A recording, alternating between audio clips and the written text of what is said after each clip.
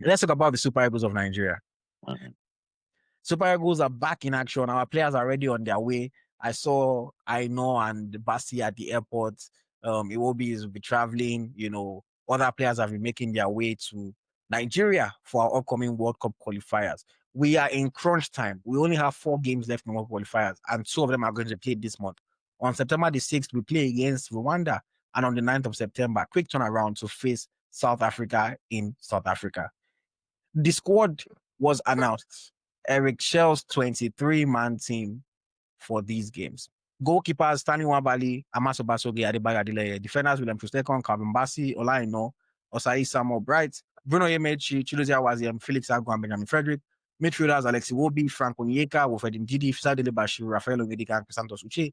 Forwards, Ademola Lukman, Samuel Chukwueze, Victor Osimhen, Moses Simon, Cyril Dessers, and Tolu Aroko Dare.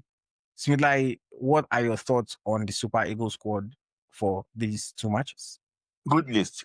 I don't think we can really complain about this list. I think this is one of the lists that we cannot really complain about. I think when we previewed the 31-man list, we realized that majority of the players we picked actually what made the cut. So for me, this is like one of the most balanced lists in recent time. So I don't think there's any complaint here. There's no Disadek out of this world. There's no Alasan use of this world that can actually spark any reaction. I just think that is a decent list. Let's talk about some omissions. Ebenezer Harcourt was removed from the list. Some people feel like he should have been called up ahead of Omasoge or something like that. Do you think it was a good decision to remove Ebenezer Harcourt? Yeah, I think both of us. Okay, I think I removed him. You did not remove him actually.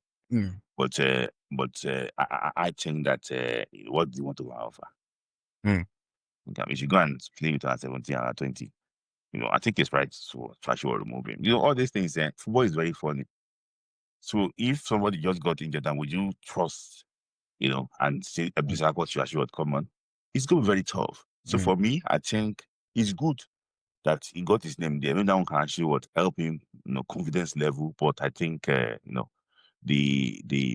to make the final 2023, I think is too far. I would agree with you. I was initially saying that I feel like they should have selected him just because we don't have that many goalkeeping options. But the reality of it is, like you rightly mentioned, God forbid something happens, somebody gets injured. Can you actually trust Ebenezer Harcourt to go in goal in a crucial qualifying match against South Africa or against Rwanda? Probably not. So I understand his omission. If they want to bring him in, they should bring him in during friendly season, and then from there he can try, and then we can see how he does. Another player that was removed from the initial list was Igor Ogbu, and they rather selected Chidozie Awaziem and Benjamin Frederick. Do you feel like Igor should have been there, or was it a good decision to select Awaziem and Frederick ahead of him? So I think, I don't know, maybe I dropped him too, but after London, the 2 games in London, he didn't really cover himself with glory. I have to be honest with you, because as a player that we have been beat up on, that you have more even experience. You play at 20 level in Nigeria before, you play in the Champions League, Europa League before, for your club. I think you also won the league. You should be more commanding. Instead they are commanding him. So that was just the difference. I just think that and it's very rash. So composure level is not really there. Positioning wise is not really there. So I just think that he failed this audition in London, and I think that's the reason why he's not making the cuts. And then we also had, for the forwards, we had Murphy, Nathan Teller not selected, Dessers, Aroko Dare selected instead. Do you think that they chose the right, selections in Dessers and Aroko Dare ahead of a Terra Murphy, or ahead of maybe a Nathan Teller who could have offered something different for us? How do you feel about that? For Teller, I think the issue is that I don't think he's interpreting the formation very well. So he showed against Jamaica. He's not really getting the formation very well. So I think that's the reason why they drop him. Initially, I heard that it was part of the 25 that was picked, but he decided to go to 23 players. So him and Murphy, I think, initially made the cut, 25 players. But if it's going to be very hard for you to drop regularly, based on the fact that it's not as if he's appointed fully, when he played for Nigeria in those games. And he can offer something different. Maybe probably, towards the end of the game when you're looking for goals. And out of the players selected, I think he's the one that had the best order play, there. So maybe probably that one can't in his favor. So to that Murphy, I just think that is a big omission, and it was said was very close between him and Desas. But because Desas class passed with flying colors, when he played under Eric Shea in London, and he worked with Eric Shea for like 10 days. So then somebody that's not even worked with Eric Shea before. So I think it's better for him to pick Desas, ahead of Murphy. I think that that's the reason why they made that choice. So, everything is based on the reason, for that. So Teda, because he wasn't getting that formation very well. Good player, wasn't getting that formation very well. And Murphy, because he has never trained under Eric Shea. So that's why. I think for this as is, I felt the exact same way. Yeah. I like Terra Murphy, but the coach would not want to take chances on somebody that he has not worked with before. He would rather go with the Desas who he knows, who he has played well with. And I mean, Desas has not done anything to lose his spot in the team. He did well when he played. And I'm happy for Desas because usually now only friendly that they call him for. So at least he can get to play in a competitive game.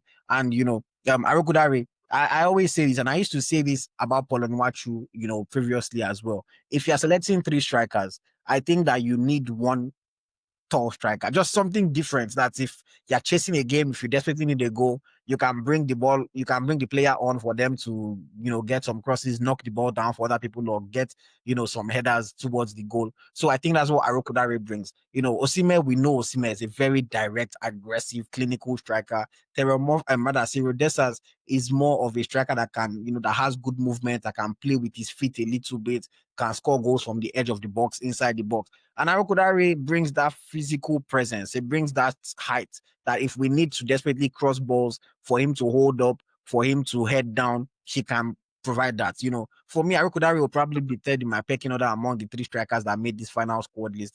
But I would pick him, if we've already decided to take Desas, then I would actually pick Arokudare as number 3 instead of Murphy because he brings something different than what the other 2 bring, especially at 6'6".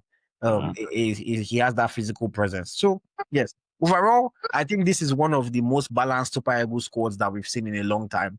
Not many complaints. You cannot say anybody was picked because of one quota or the other, or because of one preference or the other. These are the players that are deserving. These are the players that have been playing well. The only asterisk for me would have been Benjamin Frederick, but I can understand the coach wanting to stick with him because he has brought him in and maybe he thinks he's a talented player and he wants him to continue to develop. The rest of the players, I think, well deserving of their inclusion in the national team. I can't really complain about this list.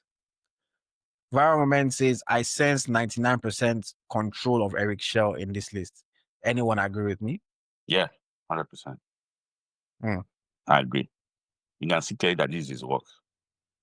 Okay. So, Smith Layi, with that being said, on September the 6th, the Super Eagles of Nigeria will be facing Rwanda. This Rwandan team, we've had issues with them in the past, but we faced them in our last window and we dispatched them comfortably 2-0. Looking forward to this game now being played in New York. Crucial match for the Super Eagles because we need maximum points in this window to really keep our world qualifying hopes alive. What are you expecting to see in this game? How do you think the Amavubi will set up? How do you think the Super Eagles should set up? What should we watch? Which players should we pay attention to? Who can be our jokers? Give us your overall thoughts on this match. So for me, I think, like she said earlier, despite that we beat them 2-0 in March, doesn't mean that they are walkover.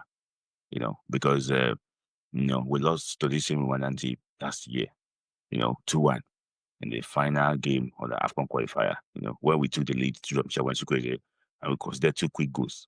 That actually what that was really actually terrible in New York. So for me, since then, a lot of things have changed. We've moved on from Oscar Gravon to a new coach, Eric Shell. They've also moved on to a new coach too, Mrs. Ojer and Amoshi, their Algerian Belgian coach. So what I observe about this Rwandan team is that they still have a chance of qualifying the World Cup. They know that, there's still this 3-point hanging in the air that South Africa is claiming is theirs, so what is claiming is there, it's still hanging there. You know that they can still be open.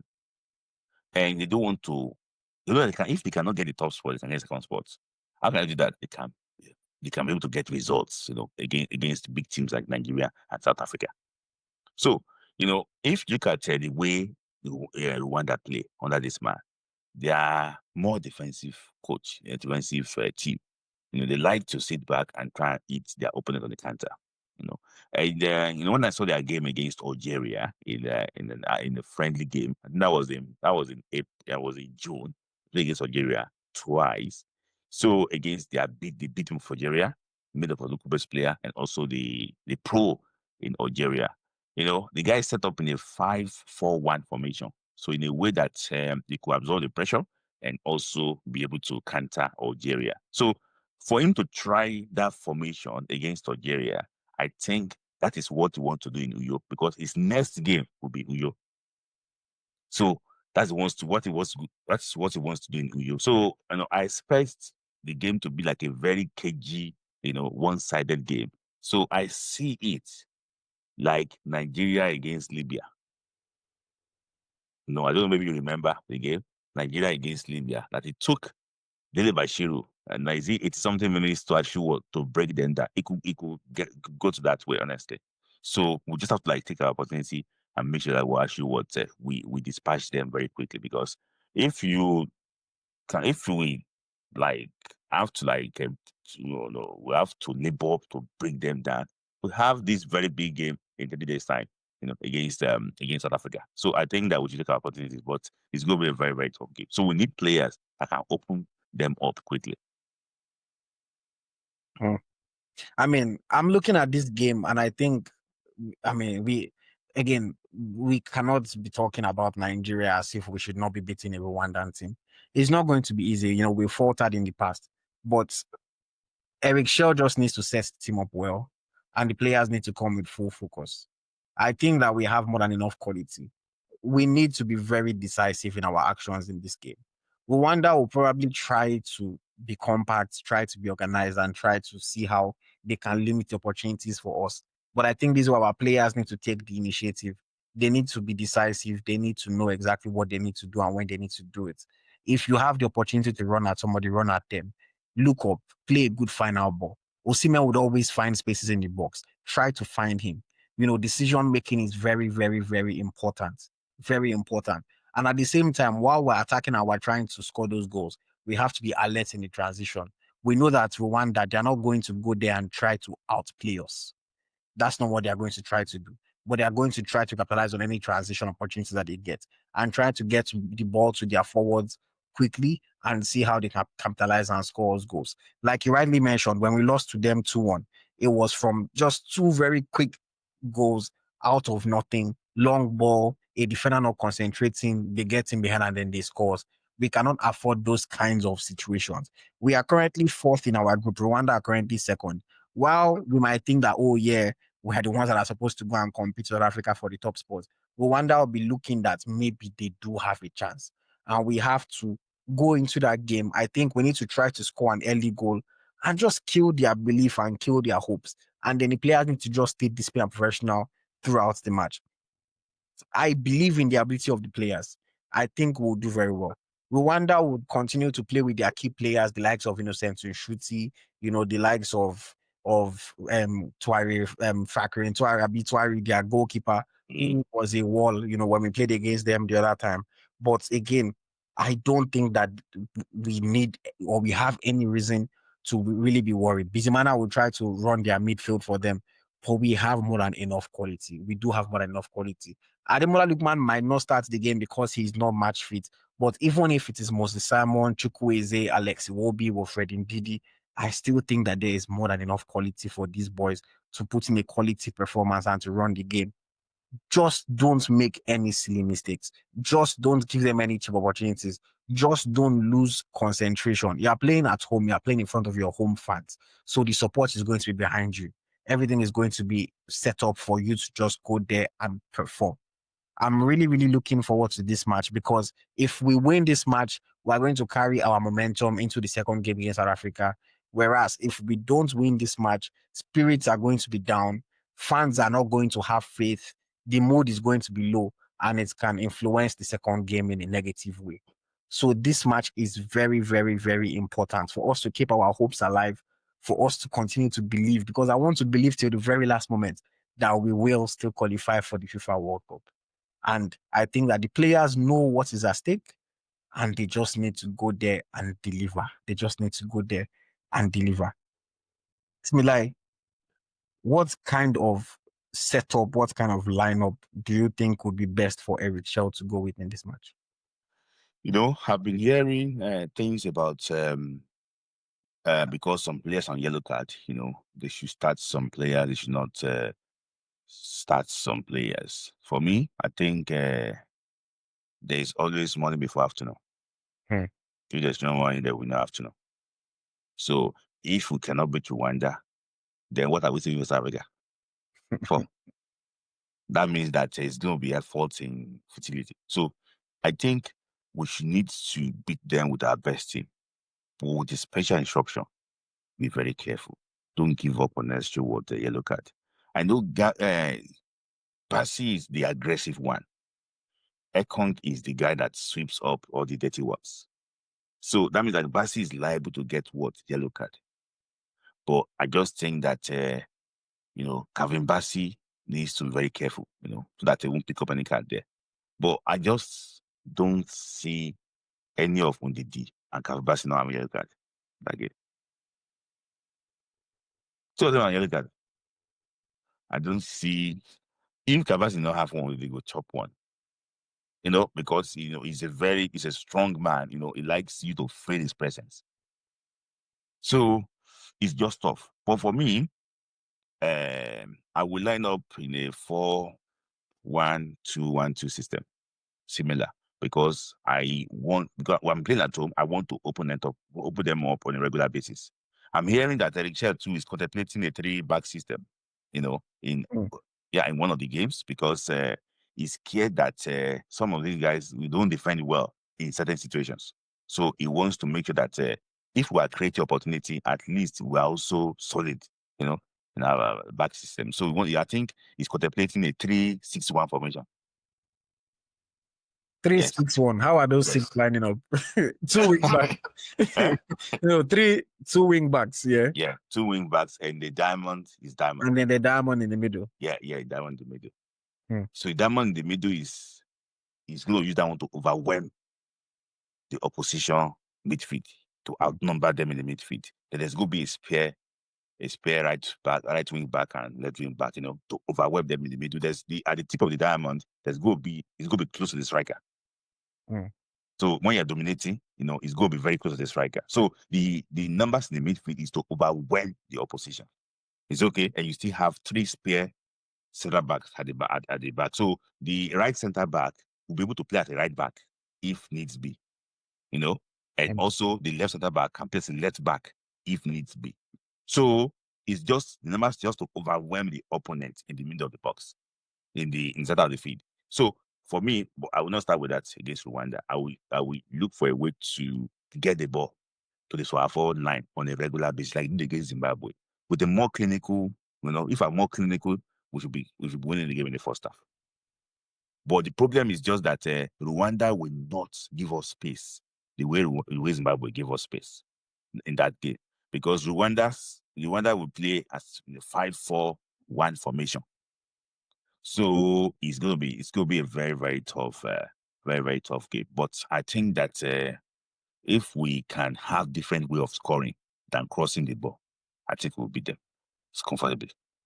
A different way of scoring. Than looking for a way to cross the ball. So our midfield options would have to be, decisive. So in the many factors. So let me just put my line up. So Calvin Bassi, Ekong should start center back. Nwabali should be in goal. Right back, Felix Agu second, because I believe that should play that game, because if you go on to throw him in the forward front against Africa in Bloemfontein, this is a game that he can acclimatize with the boys and play with Bassi. That it's going to be less pressure on him. He cannot play me in South Africa to start in South Africa. It's going to be very hard. He used to play with them first. So I think in the midfield, I think Wilfred should. Maybe we can excuse Wilfred in that game, in that type of game. Maybe Onyedika should be able to play this game. Come on. If he's fit, if we are hyping him that much, he should be able to play it against Rwanda. So for me, I think Onyedika should play. Then the two in front of Onyedika should be Onyeka and Dele Bashiru. Why Iwobi should be at the tip of the diamond. Why the guys up front should be Simon and Osime. No Samuel Chukwueze. I want Bashiru to play because what Bashiru adds to the team is goal scoring. I'm not sure Chukwueze will. I didn't see Chukwueze's beautiful goal the other day. No. I just think that those cutbacks, Dele Bashiru will finish more than Chukwueze. You know that we get those cutbacks in this formation. On a regular basis, we got those cutbacks. We got like about 5 or so cutbacks against Zimbabwe. None of them could finish it. So I think those cutbacks, Bashiru will finish those cutbacks. So we just need somebody that can finish more. If we're having Iwobi, with due respect to him, he cannot finish, that much, So, and I have to choose between Chukwueze and Iwobi. I have to choose Iwobi. Okay. Yes. Okay. I think right now, as I think about it, I think my lineup, I would just quickly say, I think we go with our strongest team. In my opinion, Ndidi is more likely to get booked than Calvin Bassey. Because Calvin Bassey is playing center back. If he's aware that he's on a yellow card, he doesn't necessarily need to put himself in any precarious situation. It's the one that is going to be trying to sweep up in midfield, trying to cover the gaps. So he's more likely to maybe foul somebody on a break. And once you foul somebody on a counter attack, it's almost like an automatic yellow card. So I think Ndidi is the one that is more likely to get yellow. Alex Iwobi is also on a yellow, so that's something else that we need to watch. But I think you still go with your best. You still go with your best legs. For me, I would go with a 4-2-2-2 formation, similar to what we've been seeing Eric Shell play. Nwabali will be in goal, Filitago on the left, Olayan on the right, Bassey and Ekong. I think I would have to 100% agree with that defense. I will still start Wilfred Ndidi, and I'll allow Iwobi and Onyedika to play on either side of him, or Iwobi and Dele Bashir to play on either side of him. Because I think Iwobi has to be in the team. And I think Ndidi provides that tackling, cleaning up in the midfield. I understand when you say Onyedika should be able to do it, but Onyedika doesn't do it at the level that Ndidi does it. Onyedika is more comfortable on the ball than Ndidi, but just sweeping up that tackling. And while we expect to go and dominate the ball and dominate possession against Rwanda, you don't want to leave yourself completely unprotected. That's Ndidi is our. In case the ball gets to the edge of the area, who will you put your money on that can shoot? Between who? Ndidi and Onyedika. It's already kind of our choose if it was between of them to shoot. But Ndidi does not have to worry about getting to the edge of the box. That's why I'm saying Ndidi plays and allow what was it called? Allow Iwobi and Dele Bashir to I just tell you something. If you have studied Eritrea very well, when opponents sit deep, his defensive midfielder make runs to the box. Go and check the way Ndidi have been making runs during this match. Yeah. I mean, Ndidi has gotten there's a brilliant opportunity that he missed against Zimbabwe. Zimbabwe. He will get there, but for me, I still think you're not going to lose out on the defensive side of the game because you want the potential extra in attack. For me, it's like no matter who Chelsea is playing against, Moises Caicedo is going to play. No matter who Liverpool is playing against, they would still play a McAllister, because they provide you that's solidity in the midfield. So me, I would stick with Ndidi. I would play Iwobi and I would play Dele Bashir maybe. Then I'll play Simon Osime, and I would have said Chukwueze because Chukwueze has been doing well under Eric Shell. But the fact that Chukwueze is yet to play this season, maybe that's a reason for Chukwueze to be on the bench. He's yet to play. So let's see Ndidi, Iwobi, Onyeka, Dele Bashiru, Simon Osime. Maybe I'll go with that. Mm-hmm. So in the Onyeka in the middle, it will be to the left. It will be to the left. Dele Bashiru to the right, and then Osime and Simon can play off of each other. I think that's what I would go with. Yeah. So if things did not go your way as a coach, AyoT, and you want to look back and say Joker to win the game for you, who will you turn to? I don't want Lukman. If I'm not starting Lukman is going to be my Joe. If things are not going well, Mola, suit up, man. Get ready. I will bring up Lukman Chukwueze. Come and win us this game. Yes, I don't want Lukman Chukwueze for sure. People solve and Uche. Those will be the guys. Uche, yes, Uche as well, because driving the ball forward, trying to break that line, I think Uche can provide some quality. What if you are leading and you still want somebody to get the goal on the counter for you? Who will you bring? Lukman, yes. Lukman. You know, but if I'm leading, so let's say we take a comfortable 2-0 lead going into the break. I wouldn't make changes yet. You know, I would wait for maybe 60, 65. 65 minutes to see how it is going. And then I'll give certain people a rest. You know, like I can take off Dele Bashiru and bring on Uche. You know, I can take off I'll probably leave Obi on the field. I can take off Simon and bring on maybe Lukman, you know, something like that. But I think there's opportunity to make some changes. I don't think, unless it is 1-0, I'm not going to switch to a defensive stance unless it is 1-0. You know, if it's 1-0 and it's already and even if it's 1-0, I'll wait until like 80 to really, really now take off, because obviously if it's 1-0, you take off attacking players, you bring on defensive players. If they now equalize 1-1, now you don't have enough attacking quality to go and score. Again. The second goal. So it's unless maybe like 80th minute and it looks like we're not really going to score, then I'll sub off maybe somebody. I'll bring on maybe an Oyedika, bring on that extra body in midfield to come and help to protect a little bit. You know, I think on the right side, Osayi Samuel is always going to need help. So I always just make sure that I have someone close to him on that right side, always trying to help him. Dele Bashiru might tire out, so you might want to take him off and bring on fresher legs, you know, depending on what it is. If we're not chasing the game, I might not even play Chukwueze at all. If he doesn't start, you know, I might not even play him at all. Chukwueze must play in Bloemfontein because it's like he likes South Africa.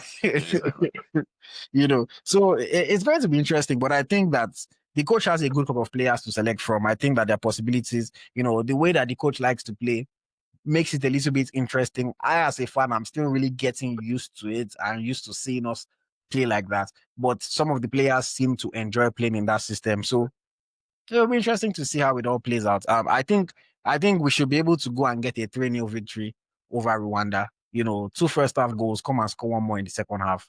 Ease it off. If we are able to score an early goal, score 1 goal in the first 15 minutes, set the tone. Let them know that you're not here to play. I think if we score an early goal, it's only built for us to have a calm, comfortable victory. But if we don't score, the longer the game goes, the more nervous we get, the more confidence the Rwandans get. And that's something that I don't want to happen.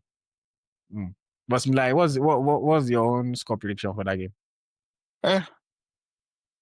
I don't like predicting scoreline, but I just think that it's going to be 2-0 Nigeria. You know, I think it labored to get the first goal.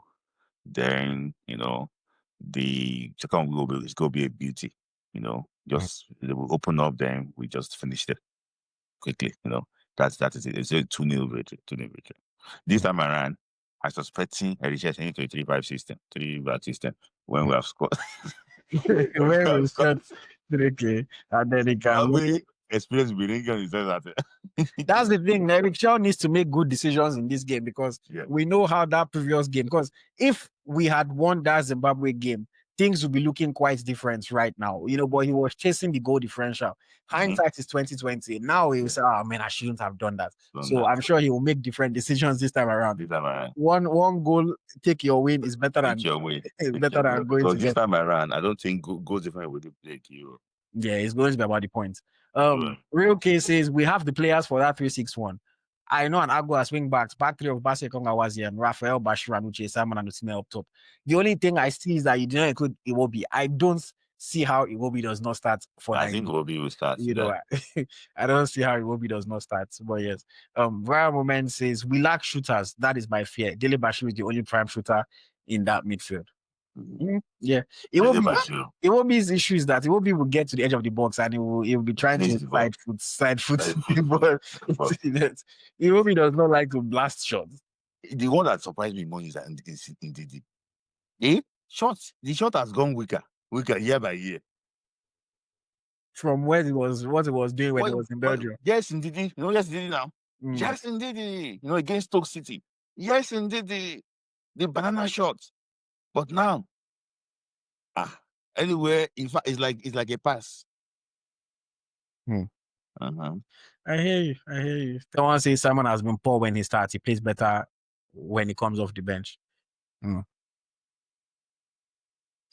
Okay. Another person says I will start Desas ahead of Simon. I wouldn't play Osimhen and Desas together from the start, to be honest. Yeah.